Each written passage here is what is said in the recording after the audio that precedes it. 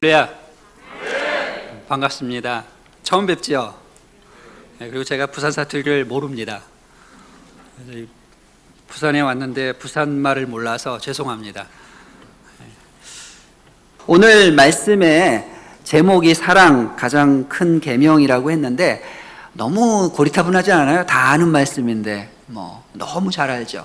우린 그렇게 살아왔고 또 앞으로도 살아갈 사람들이기 때문에 너무 뻔한 제목입니다. 그럼에도 불구하고 저는 여러분들에게 질문을 하고 싶어요. 기독교 하면 떠오르는 것이 무엇일까? 한 단어로 하면 뭘까? 많은 분들이 예수님, 십자가, 여러 가지가 있겠죠. 오늘 제목이 이러니까 제가 그러면 기독교를 한마디로 여러분들에게 뭐라고 말씀을 드릴까? 이미 답은 나와 있죠. 사랑이다. 그런데 초대교회 교부 중에 어거스틴이라는 사람이 있었죠. 그분이 제자들과 대화를 하다가 그 제자가 물었습니다. 선생님, 기독교를 한마디로 하면 대체 뭡니까? 그랬더니 그분은 이렇게 말했대요. 겸손이다. 그래서 그럽니까? 그럼 두 번째는요? 그랬더니 두 번째도 겸손이다. 그럼 세 번째는요? 세 번째도 겸손이다. 그분이 왜 그런 말씀을 드렸는지, 그렇게 했는지는 제가 좀 생각을 해봤더니 예수님이 인카네이션 하셨잖아요. 하늘에서 이 땅으로 오셨잖아요.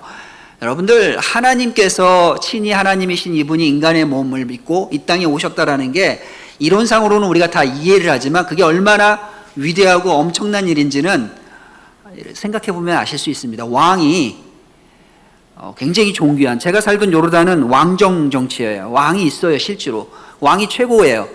그가 지나가면 홍해가 갈라져요. 사람들이 다 비켜요. 그리고 어떻게든지 그분하고 악수 한번 하기를, 어떻게 하면 쪽지 하나 전달해 줄 수 있을지. 제가 그분의 작은아버지를 만난 적이 있었어요. 그랬더니 제 아랍 친구들이 만나면 꼭 조그만 쪽지를 써서 악수할 때 건네주래요. 뭘 써야 되냐고 그랬더니 원하는 거 아무거나 쓰래요. 다 들어줄 거래. 제가 뭐라고 썼겠어요? 안 썼어요. 지금 같으면 교회를 지을 수 있도록 땅을 한 2,000평만 주세요. 이랬을 텐데 그러지 않았어요. 비자를 달라고 할까? 아니면 영주권을 달라고 할까?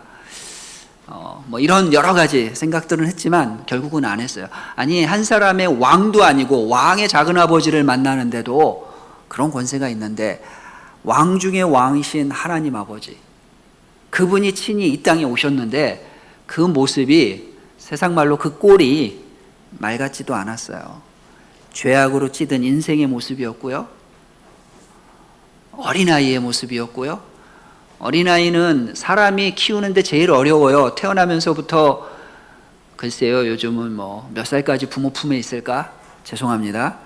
한 30살까지 있나? 아니면 결혼을 시켜도 부모님은 늘 걱정하죠. 애가 잘 살까? 싸우지는 않을까? 애는 잘 키울까? 평생 걱정하죠. 사람이란 존재는 거예요. 동물은 안 그래요. 동물은 심하면은 하루살이 보세요. 하루살이는 태어나서 얼마 안 돼서 어른인데 혼자서 살아요. 하루도 안 됐는데. 동물들은 그래요. 근데 사람은 평생을 부모가 걱정하는 존재예요. 그러니 그런 몸을 입고 이 땅에 오셨다고 하는 그 자체는 겸손이라는 단어에 제일 잘 어울리겠죠. 그래서 아마 그분은 그렇게 말씀하신 것 같은데 저는 그냥 사랑이라고 말하고 싶습니다. 왜냐하면 주님이 그렇게 하신 것도 사랑 때문이니까. 하나님 사랑의 확증이라고 그러셨잖아요. 예수님을 이 땅에 보내시고 십자가에서 죽게 하시고 부활케 하신 것이 하나님 사랑의 확증이라고 그랬으니 이 모든 일들이 사랑 때문에 일어난 일입니다. 오늘 마가복음 12장은 마태복음 22장과 같은 내용입니다. 예수님의 기적과 말씀 전하는 모습에 대해서 대제사장과 서기관들, 장로들이 화를 냈어요. 예수님이 이 모든 좋은 일들을 행했음에도 불구하고 그들은 막 화를 냈어요. 그래서 모함을 하고요, 어떻게든지 잡아 죽이려고 하고요, 그러다 보니까 세금에 대해서 막 뭐라고 얘기하죠. 그래서 가이사랴에게 세금을 바치는 게 맞습니까? 틀립니까? 맞는다 그러면은 저 유대인들의 배신자, 안 내야 된다 그러면 로마에게 신고해가지고 저는 분리주의자, 반역자, 테러리스트 막 이렇게 가지고 예수님을 몰아가려고. 근데 예수님이 참 지혜로우셨죠. 그 모든 것들을 지혜의 말씀으로 다 이기셨어요. 그런 모습을 보니까 예수님의 답변에 아무 소득도 못 얻는 저들의 모습을 보면서 오늘 한 서기관이 젊은 서기관입니다. 이런 질문을 합니다. 예수께서 잘 대답하시는 줄을 알고 나와서 묻는데 그 질문이 모든 계명 중에 첫째가 무엇입니까? 당신이 말하고 있는 이 모든 것들 가운데 첫째가 뭡니까? 라고 했더니 그 질문은 아주 간단해 보였지만 그의 마음은 사실 그렇지 않았습니다. 그는 대답 잘하시는 예수님을 사실은 시험하기 위해서 이런 질문을 한 겁니다. 그의 마음도 바리새인들이나 제사장들과 다를 바가 없었습니다. 어떻게든지 예수님을 올가매려고 그렇게 시작한 질문이었습니다. 이 모든 율법 중에 가장 중요한 첫 계명이 무엇이냐고 물었는데 예수님은 그것을 사랑이라고, 첫째는 하나님에 대한 사랑, 둘째는 이웃에 대한 사랑이라고 말합니다. 제가 요르단에서 한 16년을 살다가 독일로 갔습니다. 가고 싶어 간 건 아닙니다. 여러분들이 생각하기에 독일이 멋있으니까 살만하니까 갔나? 안 그렇습니다. 저는 그래서 간 건 아닙니다. 아내가 너무 아프고 힘들고 여러 가지 일들이 일어나서 1년 동안 도망간 겁니다. 쉬려고. 그렇게 제가 살던 요르단은 한 60%에서 70%가 여러분들이 아실지 모르겠는데 블레셋 사람들이 살아요. 팔레스타인 사람들. 그래서 그들과 같이 사는데 그들은 늘 질문이 똑같습니다. 너는 이스라엘 편이니? 우리 아랍 편이니? 이 얘기를 항상 물어봅니다. 이스라엘 편이라고 그러면 너는 나의 적이야 이러겠죠. 내가 팔레스타인 사람 너희 편이야 그러면 굉장히 좋아하겠죠. 그런데 정직한 대답은 아니죠. 저는 누구의 편이 아니라 하나님의 편이죠. 그렇기 때문에 그렇게 대답할 수 없었고 또 제가 있었을 때 이라크 전쟁이 일어났기 때문에 그런 것도 많이 물어봅니다. 너는 이라크 편이니? 미국 편이니?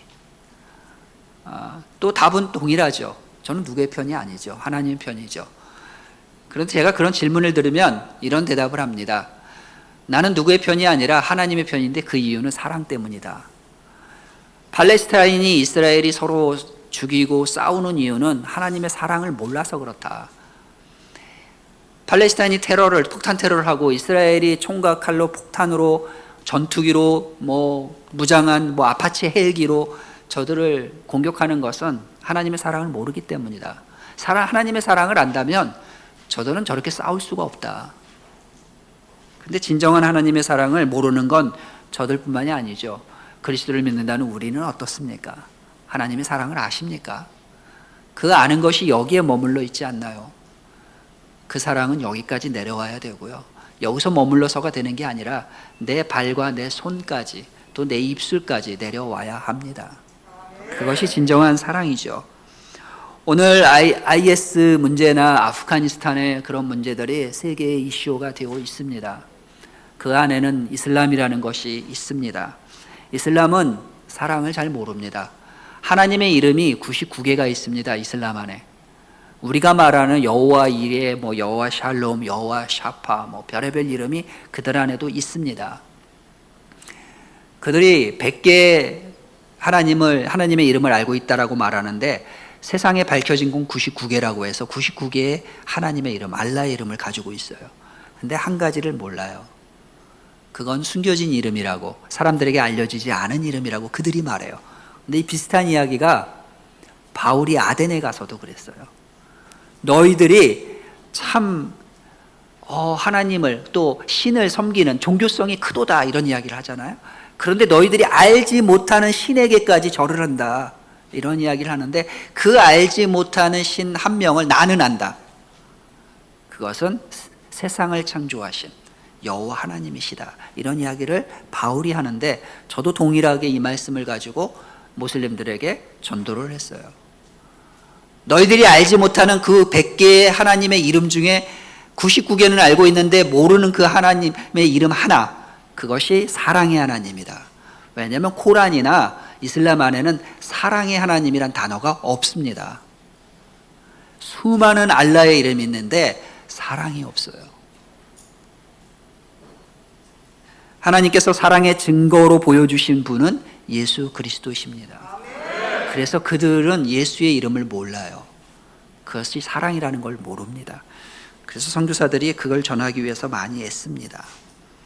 2000년 전 세상을 이처럼 사랑하사 우리에게 찾아오신 임마누엘 하신 그 하나님, 인간의 몸을 입고 아기로 탄생하셔서 본디오 빌라도에게 고난을 받으시고 십자가에서 죽으시고 장사된 지 사흘 만에 부활하신 그 하나님, 그분은 예수 그리스도셨습니다. 그리고 그 예수 그리스도가 하나님 사랑의 확증이라고 말씀을 하십니다. 그 이름이 저와 여러분을 향한 하나님의 사랑입니다. 이렇게 말씀드리니까 제가 뭐 특별한 사랑을 깨닫고 사랑을 뭐 여러분들보다 더 특별히 잘하는 사람이라고 생각을 하시면 그것도 오해입니다. 저는 그렇지 못합니다. 저는 저 자신을 사랑하기도 버거워요. 제가 아들 하나 딸 둘이 있는데 얘네들 사랑하기도 힘들어요. 부모님들 그렇지 않나요? 아우 저놈의 새끼 사랑하기 참 버거울 때가 있죠. 인간은 그렇습니다. 아무리 부모라 해도. 그런데 제가 특별한 사랑이 없다라는 거 언제 알았냐면 제가 이슬람권에 가서 7년을 노방전도를 하고 뭐 이론상으로 노방전도 안 됩니다. 뭐 노방전도가 여러분들이 생각하는 예수 천당 불신지옥을 밖에서 외치고 이런 거 아니고 지혜롭게 그냥 1대1로 만나서 차 마시면서 어떻게 쓰든지 그들의 마음을 여는, 그러니까 이런 작업을 오랜 시간 해야 되기 때문에 한 7년을 그런 삶을 살았습니다.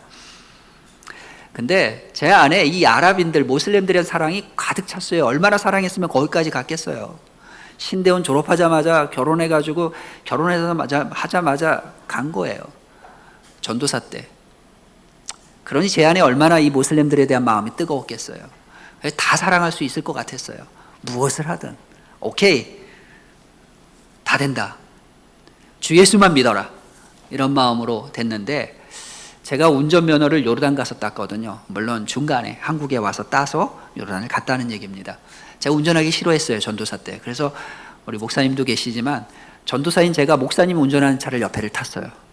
신방할 때마다. 제가 운전해드린 게 아니라 그 정도로 운전을 싫어했어요. 왜냐하면 제가 저를 알기 때문에 운전하면 나쁜 사람 될 것 같아. 그렇지 않아도 좋지 않은 성격. 그때는 그렇지 않았어요. 제 속으로 생각하기에 나 정도면 괜찮은 인품이야. 근데 운전하면 이 인품이 망가질 것 같아. 한국 사람도 운전 함부로 하는 사람들 있잖아요. 그래서 운전을 배우기 쉽지 않았어요. 내 선한 인품이 망가질까 봐. 이런 착각을 하면서 살았는데 요르단 가서 운전을 하기 시작했어요. 애가 셋이 되니까 차가 있어야 되겠다. 렌트를 해서라도 움직여야 되겠다. 그래서 이제 운전을 하기 시작했는데 요르단에서 한 5년을 살면서 제가 운전하면서 제가 평생 욕을 안 했습니다. 평생 빼고. 초등학교 4학년 이후로 안 했어요. 제가 10살, 11살까지 욕을 엄청 잘했습니다. 우리 청소년들, 너네들이 아는 욕 다 내가 만든 걸 수도 있다. 그 정도로 욕을 잘했는데 다른 사람한테 안 했어요. 제 아래 동생한테만. 남동생인데 얘가 굉장히 거칠게 살았어요. 초등학교 들어가기 전부터 거칠었어요. 그러다 보니까 이 아이가 저보다 3살 어린데 온갖 욕을 이 아이에게 다 퍼부었어요. 다른 사람한테는 절대 욕을 안 했습니다. 얼마나 선하게 보였는지 다른 사람들은 저를 다 속아서 살았습니다. 제 동생에게만. 근데 어느 날 5학년 때 이렇게 기도원 가서 막 금식하면, 제가 5학년 때도 금식했던 사람입니다. 굉장히 대단한 사람입니다. 제가 죄송합니다. 자랑 한 가지 하면 제가 6살 때부터 3일 금식을 했어요. 제가 왜 했겠냐? 어머니의 등살에. 저희 어머니는 그렇게 저를 키웠어요. 그래서 5학년 때 어느 날 금식 기도원에 가서 3일을 금식하며 기도하는데 성령이 오신 거예요. 제 입술이 얼마나 추악한지가 느껴지기 시작해서 회개를 했어요. 눈물 콧물 짜면서 다시는 악한 말을 하지 말자, 이렇게 회개를 하고요. 5학년 이후로 욕을 안 했어요. 남자 중학교를 가고 남자 고등학교를 갔는데도 욕을 안 하고 살았어요. 대단하죠? 제가 한 게 아니에요. 그때 기도한 게, 주여 제 입술을 거룩하게 해주십시오. 제 입술을, 더러운 것들을 다 가져가십시오. 이런 기도를 했는데 그걸 들어주셨어요. 그래서 제가 의지로 한 게 아니라 그냥 욕이 안 나왔어요. 그래서 제가 모든 알던 욕들이 사라졌는데 선교사가 됐어요. 전도사로가 되고 목사가 되고 선교사가 됐는데 선교지에 가서 욕하기 시작하는 거예요. 운전하면서 저 나쁜 놈의 새끼들, 내가 축복하고 하러 왔는데 축복을 줘도 못 받을 놈들, 별의별 이렇게 심한 욕은 안 합니다. 이 정도가 제가 할 수 있는 최선의 욕이었어요. 이렇게 5년이 지난 어느 날 욕을 하더라고요. 그때 제 딸들이 유치원생들 아주 어린아이였는데 갑자기 뒷자리에서 저를 툭툭 치는 거예요. 그래서 왜? 그랬더니 아빠 왜? 목사님이시죠? 선교사님이시죠? 근데 욕을 하시네요. 그때 얼마나 부끄러웠는지 몰라요. 그리고 욕을 안 하기 시작했습니다. 다시. 제가 이런 사람이에요. 제가 뭐 사랑을 이야기한다는데 제 사랑이 5년짜리더라고요. 요르단에 있는 아랍인들을 향한 사랑이 5년짜리더라고요. 그 이상은 사랑을 못 하겠더라고요. 그 이후로 아이들 때문에 욕은 없어졌지만 아주 오랜 시간 동안에 그런 기도를 했습니다. 더 사랑하게 해주십시오. 처음 사랑을 회복하게 해주십시오. 정말 사랑하게 해주십시오. 됐을까요? 안 됐을까요? 옛날 같지 않아요. 옛날에 저라면, 그때 5년간의 저였다면 아랍인들을 향해서 물과 불을 가리지 않고 갔을 거예요. 근데 지금 물도 가리고요, 불도 가려요. 사랑이 그렇다는 거예요. 인간이 가진 사랑은 그런 한계가 있더라고요. 그럼에도 불구하고 이 시간에 여러분들에게 드리고 싶은 말씀은 사랑에는 특별한 힘이 있습니다. 그럼에도 불구하고 사랑은 할까 말까의 대상이 아니라, 선택의 대상이 아니라, 사랑은 당연히 해야 될 의무입니다. 여러분들이 알고 계신 사랑의 힘은 어떤 것이 있습니까? 또 어떤 사랑의 힘을 간증으로 가지고 계신가요? 저에게는요, 여러 사랑의 간증들이 있습니다. 그런데 한 영혼이 아니라 인류를 위해서 사랑을 보이신 그 예수 그리스도, 그분을 믿는다고 하는 우리의 사랑은 어떤지 돌이켜 봐야 합니다. 제가 이라크에서 사역을 한 적이 있어요. 전쟁 때, 2003년, 2004년 때. 제가 사랑을 얘기하다 보면 이 얘기를 반드시 합니다. 사랑에는 특별한 힘이 있다는데 그 사랑이 어떤 사랑을 우리는 기억할까? 여러분들은 대체 어떤 사랑을 기억하실까? 우리가 사랑하면 떠오르는 그 이름이 있습니다. 어머니. 그렇죠? 사랑하면 어머니의 사랑. 그래서 우리 맹자 어머니, 맹모 삼천지교 다 아시잖아요. 아들의 학업을 위해서, 아들의 미래를 위해서 3번이나 이사했다는 이 맹자의 어머니의 사랑. 대단한 거죠. 그리고 저희 조상, 제가 한씨거든요. 한씨죠, 한씨. 여기 한씨 계시는지 모르겠네요. 저희 조상에 한석봉이라는 위대한 분이 계셔요. 근데 이분의 어머니가 또 대단하신 분이에요. 너는 글을 써라, 나는 떡을 썰게 하고 호롱불 끄고 막 했잖아요. 대단하신 분이죠. 떡을 어떻게 그 불도 끄고 고르게. 어머니들은 대단하셔요. 우리 권사님들, 집사님들 혹시 불 끄고 썰지는 마세요. 손빕니다. 근데 어쨌든 한석봉 우리 조상을 생각해도 그 어머니는 대단하신 분이에요. 그분뿐만 있는 게 아니라 기독교인 중에도 있습니다. 조금 전에 말씀 나눈 우리 어거스틴, 이분이 위대한 교부가 됐다라고 말하지만 그분이 사실 젊었을 때는 그런 인생이 아니었잖아요. 타락하고 막 어려운 삶을 살았잖아요. 어두운 삶을.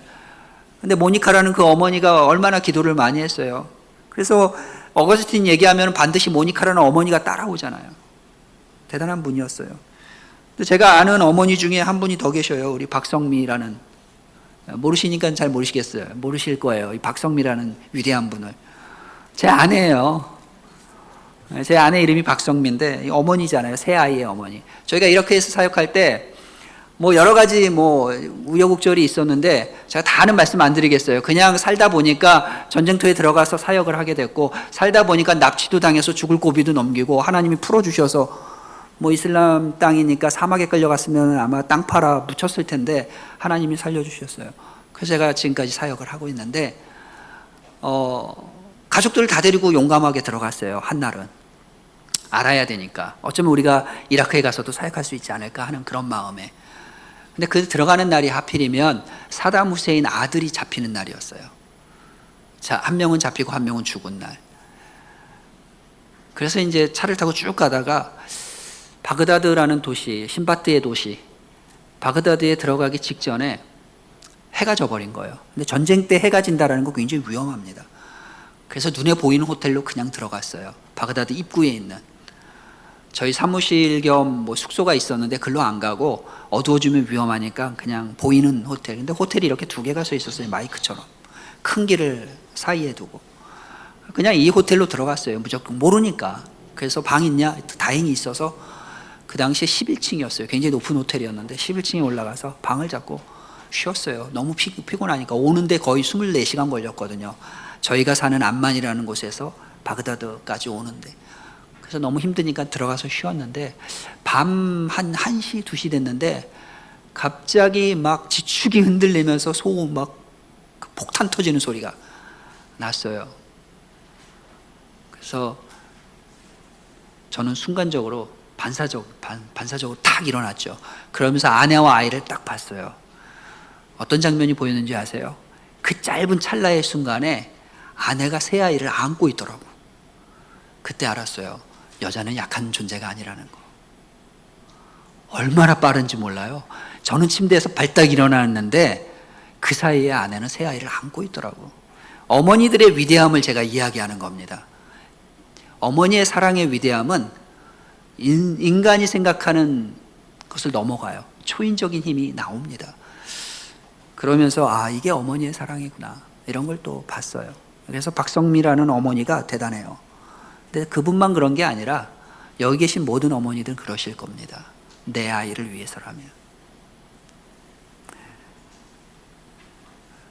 뭐 어머니들만 그럴까요? 제가 아는 사랑의 그 단어가 딱 나오면 생각나는 분이 계셔요. 우리가 잘 아는 손양호 목사님.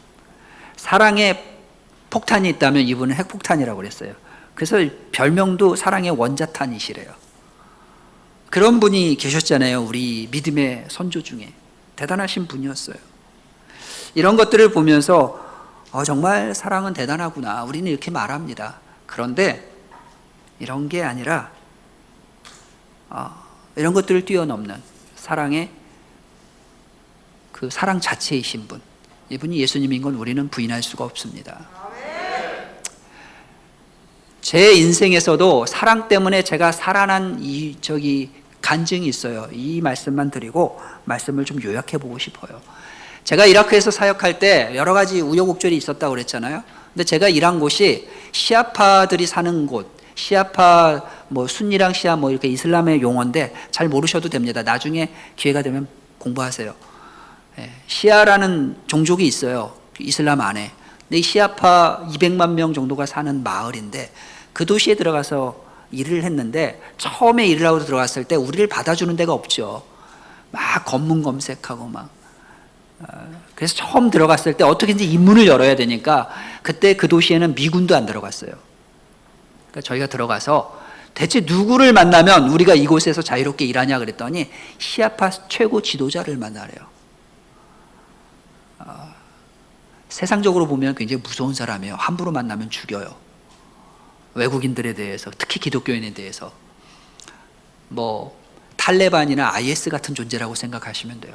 근데 그 사람을 만나러 갔어요. 언제? 밤 9시에. 그때 오래요. 그래서 저를 운전해주는 택시기사랑 들어갔는데 뭐 영화의 한 장면이죠. 온 도시가 불이 다 꺼지고 차가 이렇게 앞에 헤드라이트만 켜고 싹 지나가면 총을 든 자들이 찝차에 타가지고 이렇게 휙휙 지나가요. 그건 뭐 영화 같아요. 근데 어쨌든 찾아갔는데 저는 목숨을 걸고 갔는데 이 사람이 내일 다시 오래요, 아침에. 그럼 부르지를 말지. 그래서 다시 돌아가서 호텔에서 자고 그 다음날 10시쯤 갔어요.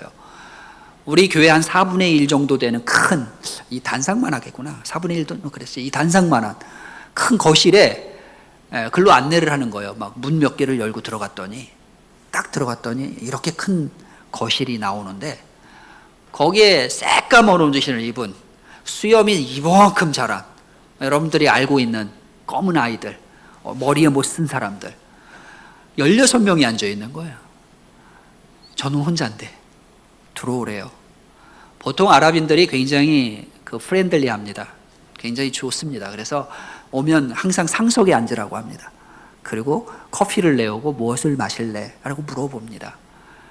그리고 웰컴을 먼저 합니다. 근데 그들은 그러지 않았어요. 제가 아랍에서 사는 동안에 한 번도 경험해보지 못한 냉랭함. 문 열고 들어갔는데 위아래로 훑어봐요.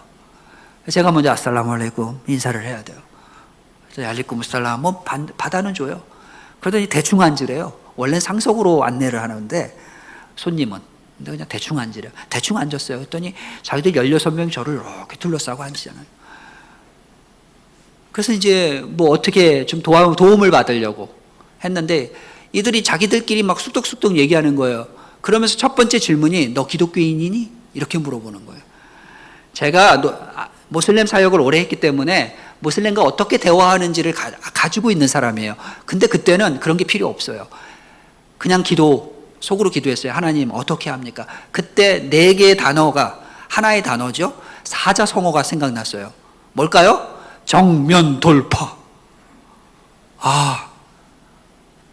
그 단어를 듣자마자 제가 얘기했어요. 나 기독교인이다. 그랬더니 반응이 어떻게 했어요? 바로 죽이자. 참수시키자. 제가 아랍어를 조금 합니다. 안 들리면 감사한데 다 들려요. 가만히 있으면 죽을 것 같아요. 조금만 있으면 자기들끼리 의논이 끝나요. 그래서 제가 또 속으로 기도했습니다. 하나님 정면 돌파했습니다. 어떻게 해야 됩니까? 그랬더니 떠오르는 말씀이 오늘 본문이었어요. 그래서 이 본문을 그들에게 나눴어요. 하나님이 너희들을 사랑하는 걸 믿느냐? 그랬더니 아랍어로 아민 해요. 아민이라고 해요. 그들도. 그래? 그러면 너희들도 하나님을 사랑하니? 뭐 여기서 하나님은 알라로 제가 바꿨습니다. 너희도 알라를 사랑하니? 또 아민 하더라고요. 그러면 하나님이 너희를 사랑하는 것처럼 나를 사랑하는 걸 믿니? 아민 하더라고요. 그럼 나도 하나님을 사랑한다. 하나님이 사랑하는 영혼들, 하나님을 사랑하는 영혼들, 너와 우리가 하나님을 위해서, 알라를 위해서, 또 서로를 위해서 할 수 있는 일이 무엇이라고 생각하느냐라고 질문을 던졌더니 침묵이 흐르더라고요. 제가 그때 한 얘기는 사랑이다. 너희가 하나님의 사랑을 입었다면 너희도 이웃을 사랑하라는 것이 하나님의 말씀이다. 나는 이것 때문에 왔다. 내가 죽으려고 이 이라크 땅에 왔겠느냐. 사랑 때문에 왔다. 근데 아무 말 안 하더니 조금 있다가 그들이 뭐라고 말했는지 아십니까? 우리가 너를 위해서 무엇을 해주면 되겠니? 할렐루야. 그 뒤로요, 그들이 저한테 보디가드를 붙여줬어요. 절 죽이려고 했는데 살라고 총을 든 보디가드를 붙여줘서 제가 어디를 가든지 그들이 저를 보호해 줬어요. 그 도시 안에서는. 그리고 이런 페이퍼를 하나 써줬어요. 뭐 한성호, 제가 아랍 이름이 아부카람이에요.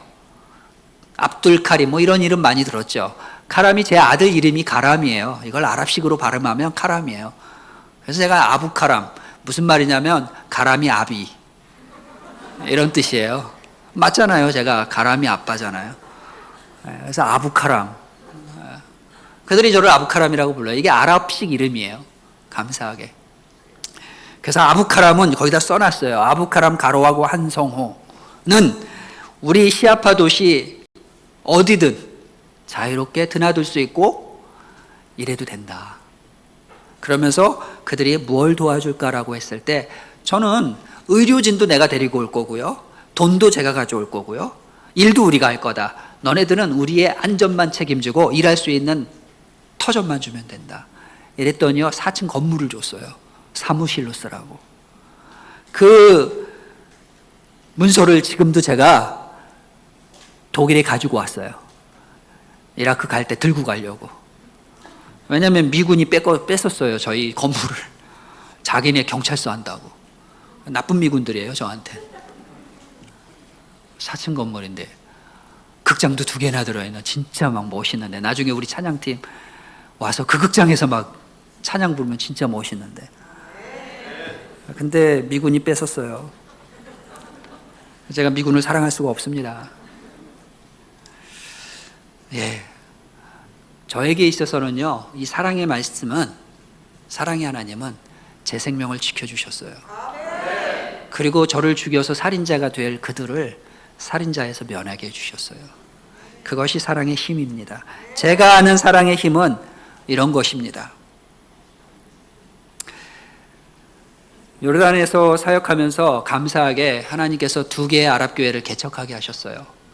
다 잘 됐으면 좋았을 텐데 저희가 독일로 오면서 한 교회는 이집트 목사님에게 이양을 했고요.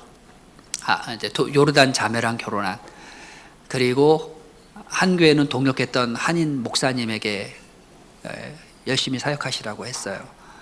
근데 한인 목사님이 하신 교회는 문을 닫았대요, 최근에. 그래서 마음이 아파요. 그러니까 뭐든지 다 잘 되는 건 아니더라고. 그리고 아랍교회, 우리 이양 목사님이, 그 이집트 목사님이 이양받은 교회는 엄청난 부흥이 일어나고 있어요, 지금. 여러분들이 들으시면 뭐 믿거나 말거나, 그 요르단 땅에 주일학교를 포함해서 600명이 모여요. 엄청난 센세이션이 일어나는 교회입니다. 그런 교회를 하나님께서 개척하게 하시고 섬기게 하시고 이양하게 하시고 또 더 좋은 일들이 일어나게 하시고 이런 일들을 합니다. 근데 그 이양 목사님이 이집트인인데, 제가 선교사잖아요, 목사잖아요. 그러니까 이런 사랑의 이야기를 자꾸 해요. 그랬더니 어느 날 저한테 조용히 오더니, 그땐 저희 교회 전도사였어요. 한 3년 정도 전도사로서 같이 사역을 했던 분인데, 이 전도사가 저한테 오더니 조용히 그러더라고요. 목사님, 제가요, 목사님이 사랑의 메시지를 전할 때마다 그 말이 무슨 말인지는 안다고. 근데 우리 아랍에 있는 기독교인은 모든 인류를 다 사랑할 수 있는데 딱 한 종족은 사랑할 수 없다고. 누군가라고 제가 물었을 때 모슬렘입니다. 이 이슬람 속에 있는 이 모슬렘은 우리가 사랑할 수 없습니다. 나는 사랑할 수 없습니다. 왜? 제 눈앞에서 제 형제를 죽였어요. 7살 때 나일강, 이집트의 나일강이 있죠. 나일강변에서 걷고 있는데 내 사촌 형이 눈앞에 이렇게 서 있었어요. 그 형은 10대 청소년이었죠. 근데 이렇게 그 형을 향해서 내가 가고 있는데 갑자기 뒤에서 탕 하더니 총을 쏜 거예요. 이 옆을 스쳐 지나가서 앞에 있는 형이 맞고 그 자리에서 죽은 거예요. 모슬렘이 죽인 거예요. 기독교인이기 때문에. 다른 이유가 없어요. 교회가 불탔어요. 수많은 교회가 제 눈앞에서 어린 때부터 지금까지 모슬렘들에 의해서 불이 탔어요. 내가 어떻게 저들을 사랑합니까? 사랑할 수 없습니다. 그래, 그 마음 이해한다. 그래도 주님은 사랑이시다. 이양받아서 교회 목회를 하고 있어요. 지금 목사 안수를 받고, 우리 이합 목사님이.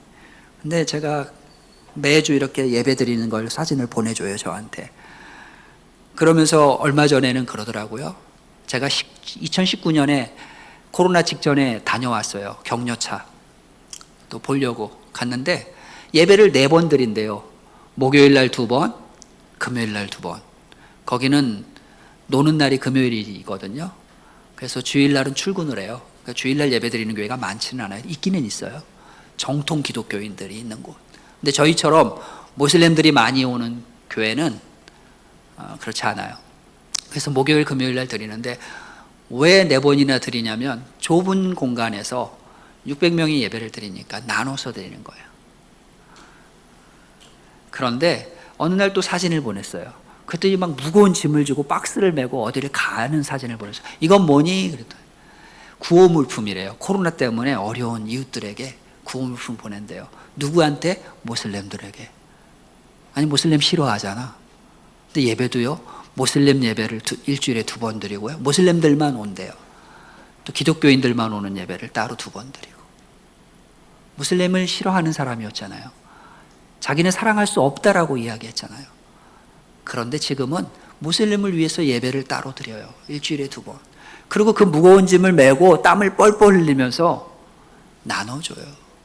모슬렘들에게 구호품을. 저는요, 이 전도사, 이 목사를 보면서 내가 할 수 없는 일을 하나님은 하시는구나. 내가 있을 때는 저한테 와서 모슬렘은 사랑할 수 없습니다. 모든 인류를 다 사랑할 수 있지만 모슬렘은 안 됩니다. 이랬던 친구인데 제가 없으니까 모슬렘에게 구호 물품을 줘요. 그냥 주겠어요? 사랑하니까. 어떻게 이런 일이 가능할까? 주님은 하시죠. 그래서 제가 이 친구를 보면서 사랑은 용서구나. 용서가 되는구나. 용서랑 관련된 간증이 또 있는데 안 할게요. 시간 관계상. 이 친구만 바라봐도 이게 가능하구나. 우리가 할 수 없는 일을 가능하구나. 세상의 사랑의 힘에 대해서 많은 이야기들이 있지만 사랑은 용서할 때 시작됩니다. 그리고 사랑은 섬김이에요. 제가 부산에 와서 선교사기 때문에 많은 섬김을 경험했죠. 저희들은 뭐 줄 게 없습니다. 선교사가 뭘 주겠습니까? 뭐 할 수 있는 것도 없어요. 그런데 한국을 오거나 또 귀한 목사님들을 뵈면 섬김을 많이 받습니다. 어제죠. 제가 어제 부산에 왔는데 우리 목사님과 사모님께서요, 제가 도착한 시간부터 제가 잠들 때까지 거의 같이 계시면서 차 태워주시고 바다도 구경 못했을까봐 바다도 보여주시고, 제가 부산 앞바다를 몇 년 만에? 30여 년 만에 봤잖아요. 바다 자체를 본 기억이 별로 없어요. 사는 곳이 그랬기 때문에. 홍해는 봤어요. 제가 살았던 요르단엔 홍해가 있어서 이건 여러분들이 부러워하시겠다. 저는 홍해를 보고 살았고요. 심심하면 사해로 드라이브를 갔어요. 물고기를 잡으러 요단강으로 가고. 여러분들이 경험하지 못한 일들을 경험했죠. 근데 어쨌든 섬김을 우리 목사님과 사모님께 받으면서 참 행복했고요. 또 감사했습니다. 또 우리 혜민 자매님, 우리 혜민 집사님한테 저희가 독일에 있을 때도 많은 섬김을 받았어요. 자매가 우리 아이들 챙겨주고, 저희들 커피도 사주고, 밥도 사주고 이런 걸 기억해 보면 참 섬김을 많이 받았다. 그러면서 생각을 해보니까 왜 그랬을까? 대체 우리 목사님과 사모님은 왜 이러실까? 이 자매는 대체 왜 이럴까? 자기나 잘 살지. 이런 마음은 아니었지만, 근데 왜 그럴까요? 왜 우리는 이렇게 살죠? 왜 우리는 오른밤을 맞으면 왼밤을 내놓으려고 하죠? 말도 안 되는 진짜 예수님은 이런 걸 또 왜 우리에게 강요하실까? 왜 이분들은 이런 섬김을 그냥 하실까? 왜 우리는 이런 삶을 살까? 왜 납치를 당해도 아랍인들을 사랑한다고 말할까? 왜 나를 죽이겠다고 했는데 예수 그리스도의 이 말씀이 생각나서 이걸 전해야 될 만 했을까? 이유는 하나였죠. 사랑 때문이죠.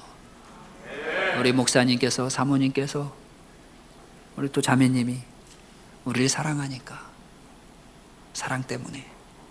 그래서 사랑은 섬김입니다. 우리가 섬길 수 있는 건 사랑 때문이죠. 마지막으로 사랑은 그래서 우리가 할 수 있는 그 어떤 것이 있다면 예배가 돼야 됩니다. 오늘 앞에 찬양 부른 것도 그랬고요. 지금도 그렇고요. 제가 교회를 그렇게 아랍에서 2개를 개척하고 독일에 와서 한인교회를 만나기 전까지 또 그 아랍인들 모아가지고 가정 예배드리고요. 가정 모임을 했어요. 한 3, 4년을. 그러다가 하나님께서 기회를 주셔서 교회를 하나 또 개척을 했어요. 우리 혜민 집사님이 잘 아시는 오펜바흐이라는 지역에 쿠르드인들, 시리아 난민인데 쿠르드계 시리아 난민. 그래서 쿠르드 이름도 멋있게 졌어요. 성령의 불. 제가 지은 거 아니에요. 그 친구들이 지었어요. 저는 다 직접 하라고 합니다. 그랬더니 성령의 불 교회를 개척을 했어요. 많이 모이진 않습니다. 이렇게 코로나 때문에 잘 되지도 않고요. 그런데 감사한 건 그 안에 전도사가 한 명 세워지고, 아자드라는 전도사가 쿠르드어로 유튜브에 찬양을 올려요. 쿠르드 민족에겐 찬양이 없습니다. 다 모슬렘이기 때문에 100% 모슬렘이에요. 근데 그들 안에 예수님을 영접한 사람들이 생겨서 이렇게 아자드 전도사 같은 경우는 신학을 해서 올 3월에 졸업을 했어요. 그래서 전도사로 세우고 했는데 아랍어가 아니죠. 쿠르드어로 찬양을 한 열 몇 곡을 자기가 작사 작곡 다 해가지고, 그리고 곧 죽어도 스튜디오에서 해야 된다고 스튜디오 가서 했어요. 돈을 많이 들였어요. 그냥 하지, 굳이 스튜디오 가서 한다고. 근데 멋있게 했어요. 반주도 넣고. 그래서 찬양이 올라와 있어요, 유튜브에. 그리고 자기 설교, 크루도어로 하는 자기 설교도 올려놓고 있어요. 이런 걸 합니다. 지금은 제가 한인교회 사역을 합니다. 마인츠 중앙교회에서 불러주셔서, 그거 뭐 과정도 기적이지만 그건 나중에 우리 목사님께 직접 들으시고요. 그냥 하나님의 은혜로 제가 마인츠 중앙교회라는 교회에 청빙이 되어서 지금은 한인교회 목사로서 또 사역을 합니다. 왜 이런 일들을 주셨는지 지금은 다 알지 못합니다. 근데 분명한 건 사랑 때문일 겁니다. 뭐 저희가 무엇인가를 할 수 있어서 하나님께서 이렇게 저희들에게 이런 것들을 하라고 하신 거라고 생각하지는 않습니다. 저희가 아무것도 할 수 없다라고 생각했을 때 하나님이 저희들에게 주신 은혜였습니다. 다만 오늘 말씀이 너희는 먼저 하나님을 마음과 뜻과 힘을 다해서 사랑하라고 말씀하시잖아요. 그리고 내 이웃을 내 몸과 같이 사랑하라고 하잖아요. 근데 우리 이거 합니다. 근데 어떻게 하는 것이 내가 하나님을 사랑하고요, 또 이웃을 사랑하는 모습일까요? 여러분들에게 드리고 싶은 말씀은요, 우리가 앞에 사랑은 용서라고 그랬고 사랑은 섬김이라고 그랬는데, 결국 우리가 이런 사랑을 표현할 수 있는 것, 하나님 앞에서 표현할 수 있는 건 예배밖에 없습니다. 그래서 코로나가 되면서 한국 교회가 예배가 굉장히 다쳤고, 독일도 마찬가지입니다. 다 영상 예배를 드려야 되고 온라인으로 예배 드려야 되고, 이런 일들이 그냥 한두 주로 끝난 것이 아니라 지금 1년 반이 넘도록, 그리고 앞으로 얼마나 더 이것이 가야 될지 우리는 알 수 없습니다. 그럴 때 정말 우리가 사랑하는 하나님을 나와 내 가정 안에서 내 자녀들에게 어떻게 보여줄 건가, 어떻게 표현할 건가, 그리고 이웃들에게 내가 정말 하나님을 사랑하고 이웃을 사랑한다라는 이 기독교의 정신, 그리스도의 이 마음을 어떻게 나눌 건가, 보여줄 건가. 결국은 전 예배밖에 없다고 봅니다. 저는 코로나가 다 나쁘다고 보지 않습니다.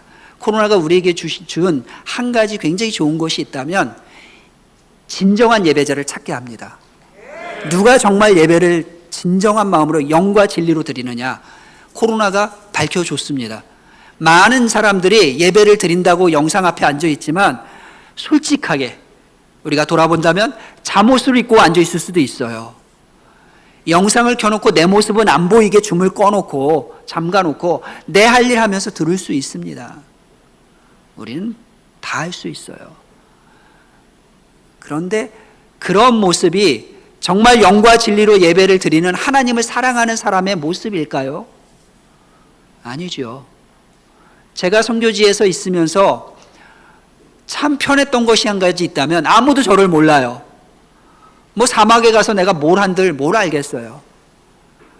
내가 거룩한 삶을 살지 않아도 나를 알 사람이 없어요. 물론 주변에 선교사님들 있지만 문 잠그고 없는 것처럼 들어오지 못하게 하면 저를 알 사람이 아무도 없습니다. 그리고 별로 안 친하면 오지도 않습니다. 내가 내 거룩함을, 내가 하나님을 사랑한다라는 것을, 예배자로 서 있는다는 것을 어떻게 알 수 있을까요? 다른 사람은 모릅니다. 나는 압니다. 코로나가 다 나쁜 것이 아니라는 겁니다. 내가 내 믿음을 볼 수 있습니다. 내 아이에게 내 믿음을 보여줄 수가 있습니다. 코로나가 그런 기회입니다. 저는 사역을 하면서 아내에게 고마운 것이 한 가지 있다면, 모든 아내들이요, 그들은 강한 자들이잖아요. 경건한 감시자였어요. 아내가 도덕성이 저보다 높아요. 많이 높아요. 그래서 제가 뭐 하다가 약간의 그 기교를 부리는 듯하면 그것도 거짓말이 아닐까? 막 쑤셔요. 조금만 거룩하지 않으면, 경건하지 않으면 바로 태클 걸어요. 작은 면도날로 싹 긋는 게 아니라 큰 칼로 후벼 파요. 아내들은 그렇더라고요. 근데 이게 삶에서만 그러지 말고, 삶에서만 바가지로 그러지 마시고, 믿음 안에서 남편을 경건하게 세우는, 그런 아내가 되십시오. 그리고 남편들은요, 저도 잘 안 되는 거 이 자리에서 이렇게 말씀드려서 죄송하지만 말 잘 들으세요. 아내 말 들어서 손해 날 건 없대요. 누가 그러시더라고요. 저보다 오래 사신 분들이. 저도 굉장히 순종하기가 쉽지 않은데, 그냥 아내 말 잘 듣고 순종하면 잘 된답니다. 그분들의 인생의 경험 속에서 이야기하는데, 저도 어느 순간 보니까 그 이야기를 하고 있더라고요. 그런데 솔직히 잘 안 지켜져요. 그래서 우리가 코로나가 다 나쁘지 않다라는 거 말씀드리고 싶고요. 코로나를 통해서 정말 예배자로 회복되시기를 주님의 이름으로 축복합니다. 하나님을 사랑하고 이웃을 사랑할 때 예수님께서 이 젊은 서기관에게 마지막으로 한 말씀이 있어요. 뭐죠? 내가 하나님 나라에 멀지 않도다. 그가 시작은 나쁜 마음으로 시작을 했어요. 예수님을 시험하려고. 그렇지만 예수님의 말씀을 듣고 깨달으니까 진리를 말했어요. 지혜롭게 말했어요.